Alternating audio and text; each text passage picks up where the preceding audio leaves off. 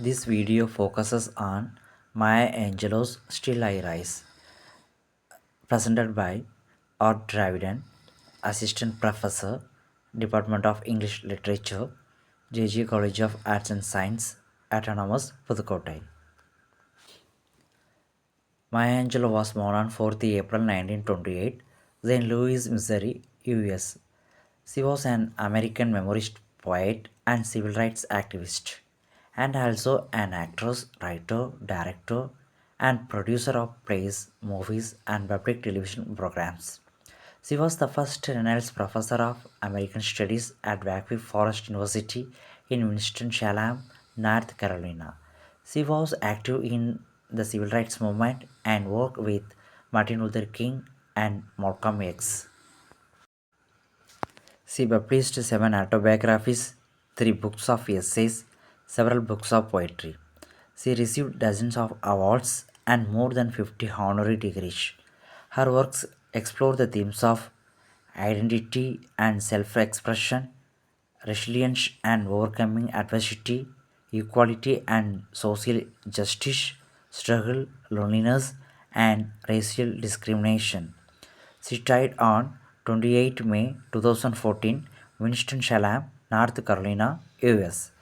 She also received the National Medal Arts in 2000 and the Presidential Medal of Freedom in 2010. Maya Angelou's poem Still I Rise is a powerful anthem of resilience, empowerment, and self assertion. It published in 1978 as part of her poetry collection. The poem addresses the themes of overcoming oppression and injustice, particularly in the context of racism and sexism, and also it reflects Angelo's personal experiences and the struggles of African American. Angelo celebrates the strength, dignity, and hope of those who refuse to be defeated by societal prejudice or historical injustice.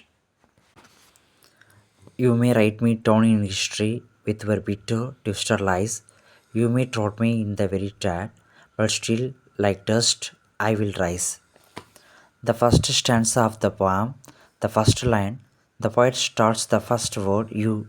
It refers the white people, the poet one of the oppressor of the black people. She exploits how historically may misrepresent the black people with bitter and twisted lies, and how they treat as slave and marginalized. But the speaker rise above oppression and her inevitable triumph over hate and violence. Does my sadness upset you? Why are you wished with glooms? Cause I walk like I have got oil wells bumping in my living room. The speaker uses rhetorical questions to express her confidence and self worth because it symbolizes her own source of wealth and pride. Just like moons and like suns with the certainty of tides, just like hopes springing high, still I will rise. The speaker compares her resilience to the natural cycle of the sun, moon, and tide to convey that her rise above oppression and prejudice is inevitable. The tides may fall or be crushed by the oppressor, but they will rise again.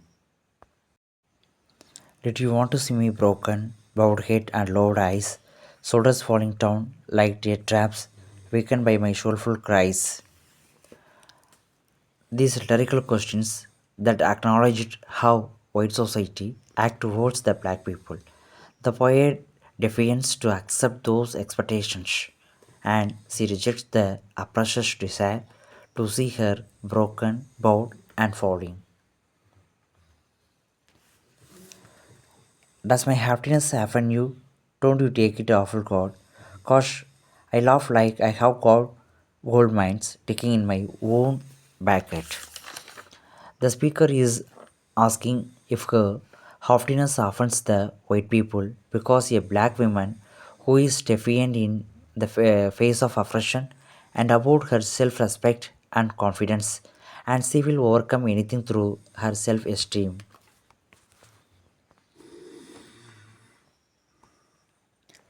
You may shoot me with your words, you may cut me with your eyes, you may kill me with your hurtfulness, but still, like air, I will rise. The speaker will not be defeated by discrimination, hateful speech, disdainful slave, and injustice, but will rise like air. Does my sexiness upset you? Does it come as a surprise that I dance like I have got diamonds at the meeting of my thighs?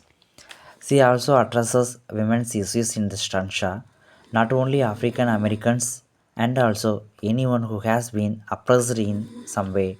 Her beautiful reference making it very easy to understand the meaning.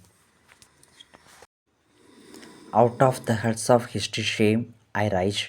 Up from a past that's rooted in pain, I rise. I am a black ocean, leaping and wide, welling and swelling, I appear in the tide. The speaker's ability to rise above oppression and historical shame and reimages the ocean as a space of rebirth and fertility, in contrast to its historical use as a route for the slave trade. Leaving behind nights of terror and fear, I rise into a daybreak that's wondrously clear. I rise, bringing the gifts that my ancestors gave. I am the dream and the hope of the slave. I rise, I rise, I rise. She moves forward from a history and oppression into a bright future,